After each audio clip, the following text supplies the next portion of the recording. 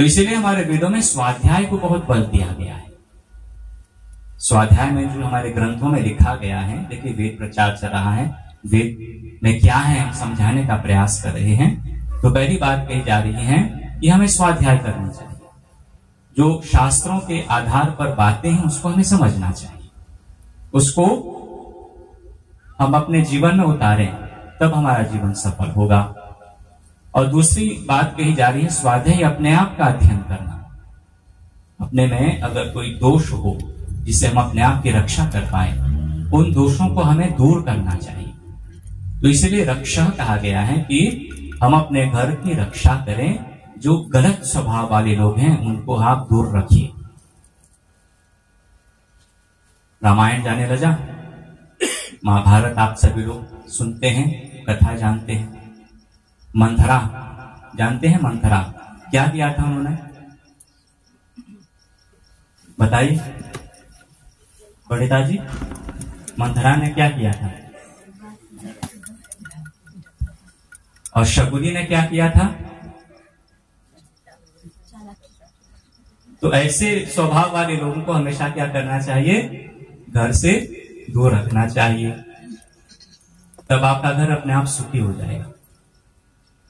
फिर मंत्र आगे कहता है अरातयः, जो दान नहीं देता है, जो दान नहीं देता है, जो अधर्मी है, जो दान नहीं देता है उसको ऋषि दयानंद ने क्या कहा?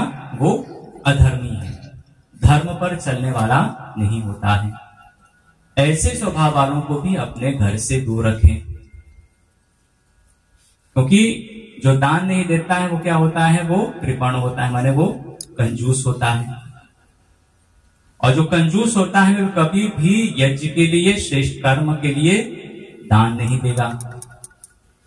और जब श्रेष्ठ कर्म के लिए दान नहीं दिया जाएगा तो समाज में उन्नति कैसे होगी? दान कहां कहां करें, किस किस को दें, ये भी शास्त्र बोलता है। दान कैसी देनी चाहिए? जैसे जब समावर्तन संस्कार होता है तो आचार्य उपदेश दे देता है कि कैसा भी हो, कैसे भी कमाओ, अपने कमाई का एक अंश दान के लिए निकालो। समावर्तन संस्कार में गृहस्थ में प्रवेश करते हुए आचार्य उपदेश देता है कि दान कैसी भी, कोई भी परिस्थिति हो, दान देनी चाहिए। लेकिन दान किसके लिए दे? श्रेष्ठ कर्म के लिए दान दे। यज्ञ हो रहा है, आप अपना समय दान दे रहे हैं, यहां पर सामग्री दान दे रहे हैं और घी आदि दान दे रहे हैं। आपके पास विद्या है, सबसे बड़ा दान क्या है? दान, विद्या दान देना। आपके पास धन है, आप धन का दान दीजिए, लेकिन समर्थ अनुसार दान देना चाहिए। ये नहीं कि आप सब कुछ ही दान दे दे, घर में बच्चे लोग भूखे हैं, ये भी एक बात हो जाती है। तो अपने समर्थ अनुसार, अपने सामर्थ्य के अनुसार ही दान देनी चाहिए। और जिनको दान की आवश्यकता हो उनको ही दान देनी चाहिए। अमीर को आप पैसे दान देंगे तो उसका कुछ फल प्राप्त होगा? कुछ नहीं होगा। हाँ, अगर अमीर के पास बहुत धनवान है, उसके पास ज्ञान की कमी है, आपके पास कोई ज्ञान है, उसको आप उस ज्ञान का दान दे रहे हैं, तो निश्चित रूप से उस ज्ञान का दान का फल प्राप्त होगा उसको।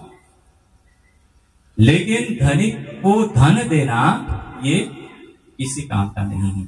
वही हो जाता है कि महासागर में बारिश का होना, इसका कोई फल नहीं होता है। इसीलिए दान अपने आप में एक धर्म है जिसको धारण करना चाहिए, और ये सज्जनों में स्वाभाविक रूप में आ जाता है। तो ये क्या बताए कि ये दो स्वभाव वाले लोग, एक दो राक्षसी स्वभाव वाले लोग हैं, दूसरा जो दान न देने वाले। दान का अर्थ यहां विस्तार हो गया है, जो धर्म के अनुसार अपने कर्मों को ना करता हो, जो अधर्मी हो, ऐसे लोगों को घर से हमेशा दूर रखें। जो वेद को नहीं मानने वाले हैं, जो वेद मार्ग पर नहीं चलते हैं, ऐसे दुष्ट स्वभाव वालों को आप हमेशा अपने घर से दूर रखें। तो अपने आप क्या होगा? शर्मा ऐसी आपका घर सुख बरसाने वाली होगी। जहां पर सुख हमेशा रहेगा।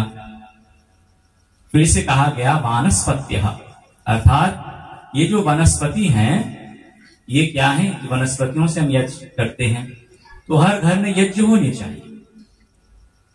दैनिक ना हो तो पाक्षिक हो, पाक्षिक ना हो तो कम से कम महीने में एक बार तो हो, लेकिन यज्ञों का करना अति श्रेष्ठ माना गया है। और वनस्पति जो है उसका जो कारण क्या है, ये मेघ का कारण बनता है। मेघ बनने का जो मूल कारण क्या है, वो वनस्पति है।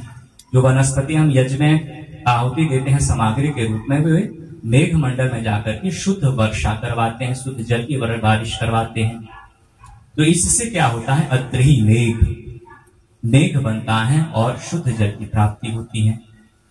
आप बिना जल का जीवन कभी आप सोचिए, आप कल्पना करिए आपके पास जल नहीं है, तब जल का महत्व आपको समझ में आता है। लेकिन जब खूब बारिश हो रही है तो कहते हैं इतने बारिश हो रही है, हम तो तंग आ गए हैं बारिश से। लेकिन आप सोचिए जब दिसंबर में बारिश नहीं होती है, सूखा पड़ जाता है, 2-2 घंटे मिलता है पानी, तब कितनी समस्या होती है। इसीलिए जल को जीवन माना गया है। इसीलिए यज्ञ करते हुए हम क्या करें, शुद्ध जल की प्राप्ति कराएं। घर में हमेशा अगर जल हो तो माने आप अनेक रोगों से दूर हैं, क्योंकि जल अपने आप में एक औषधि है, क्योंकि उसका मूल क्या है, वनस्पति से बना हुआ है। और फिर से कहा जा रहा है कि हमारा जो घर हो वो कैसा हो, अदिति त्वक, त्वक माने त्वचा, अदिति माने पृथ्वी की त्वचा के समान हो। जिस प्रकार पृथ्वी को अदिति कहा गया है, अखंडित है, और जिस प्रकार परमात्मा अखंडित है, उसका कोई अंत नहीं है, उसी प्रकार उसका उपमा देकर के यहाँ पर वेदों में परमात्मा को भी अदिति कह रहे हैं और पृथ्वी को भी अदिति कह रहे हैं। और पृथ्वी हमें क्या प्रदान नहीं करती है। पंडित जी हमेशा बोलते हैं अपने प्रवचनों में कि सभी कुछ हम धरती माँ से ही उत्पन्न कराते हैं, हमें धरती माँ ही देती है।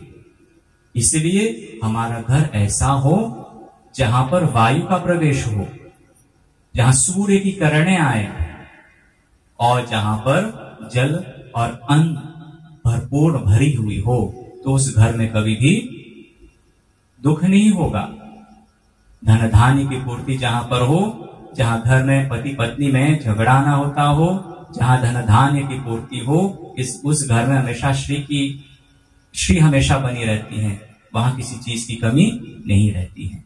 इसीलिए याद रखिए, हमेशा क्या करें, दुष्ट स्वभाव वाले लोगों को, अधर्मी लोगों को घर से दूर रखें, और यज्ञ करते हुए अपने बच्चों को संस्कारित करें, और धन धान्य की पूर्ति अपने घर में करें, तभी हम अपने घर में सुखपूर्वक वास कर पाएंगे।